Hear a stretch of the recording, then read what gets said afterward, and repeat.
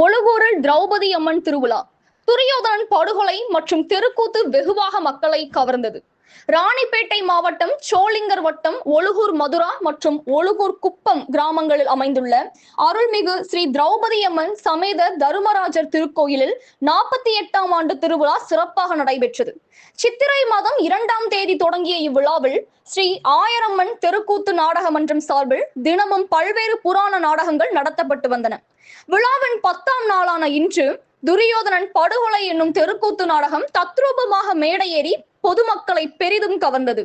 இந்நாடக நிகழ்ச்சியை காண அருகிலுள்ள கிராமங்களைச் சேர்ந்த பொதுமக்கள் திரளாக கலந்து கொண்டு ரசித்தனர். துரியோதனன் படுகொலை நிகழ்ச்சியை நடத்தினால் விவசாயம் செழித்து மக்களுக்கு நோய் நொடி இல்லாமல் வளமுடன் வாழ முடியும் என்ற பாரம்பரிய நம்பிக்கையும் நிலவுகிறது.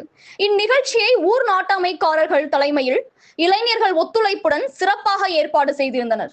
திருவிழா அமைதியான மற்றும் உற்சாகமான சூழலில் நடைபெற்றது.